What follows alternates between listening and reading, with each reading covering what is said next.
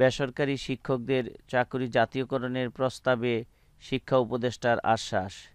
এমনই একটি গুরুত্বপূর্ণ সংবাদ প্রকাশ করেছে দৈনিক শিক্ষাবার্তা। দৈনিক শিক্ষাবার্তা তাদের সংবাদটি বৃহস্পতিবার 22শে আগস্ট 2024 ইং তারিখে প্রকাশ করেছে। চলুন আমরা বিস্তারিত জেনে নিই। বিস্তারিত যাওয়ার আগে আপনাদের কাছে রিকোয়েস্ট, যারা আপনারা আমাদের এই চ্যানেলে নতুন, আমাদের এই চ্যানেলটি সাবস্ক্রাইব করবেন। আর যারা আমাদের এই চ্যানেলটি অলরেডি সাবস্ক্রাইব করেছেন তারা ভিডিওতে লাইক, কমেন্টস এবং শেয়ার করবেন। দেশের সকল এমপিওভুক্ত বেসরকারি শিক্ষকদের চাকরি জাতীয়করণ সহ 9 দফা দাবি নিয়ে শিক্ষা উপদেষ্টার সাথে বৈঠক করেছেন শিক্ষক কর্মচারী ঐক্যজোটের নেতৃবৃন্দ। এ সময় 9 দফা দাবি বাস্তবায়নে প্রয়োজনীয় ব্যবস্থা গ্রহণের আশ্বাস দেন শিক্ষা উপদেষ্টা।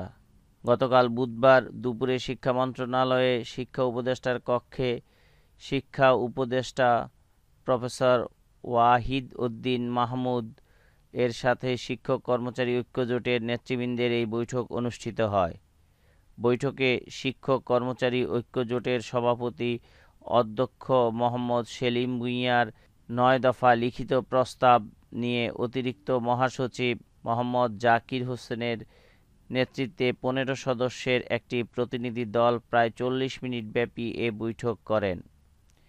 বৈঠকে নেতৃবৃন্দের উত্থাপিত দাবিগুলো হচ্ছে: 1. বেসরকারি শিক্ষক কর্মচারীদের চাকরি জাতীয়করণ।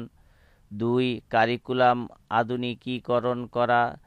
3. চাকরিচ্যুত শিক্ষক কর্মচারীদের চাকরিতে বহাল। 4. ম্যানেজিং কমিটি গভর্নিং বডি সংস্কার। 5. শিক্ষক কর্মচারীর অবসর সুবিধা বোর্ড ও কল্যাণ ট্রাস্ট পুনর্গঠন করা। 6. নিয়োগ বিধি প্রণয়ন ও দলীয় নিয়োগ বন্ধ। 7. অবসরের বয়স 65 করা। 8. শিক্ষা প্রশাসন দলীয় প্রভাবমুক্ত করা। 9. পূর্ণাঙ্গ উৎসব ভাতা। শিক্ষা খাতে দুর্নীতিবাজ কর্মকর্তাদের অপসারণ। শিক্ষা উপদেষ্টার নেতৃবৃন্দের বক্তব্য গভীর মনোযোগ দিয়ে শোনেন এবং প্রয়োজনীয় ব্যবস্থা গ্রহণের আশ্বাস দেন।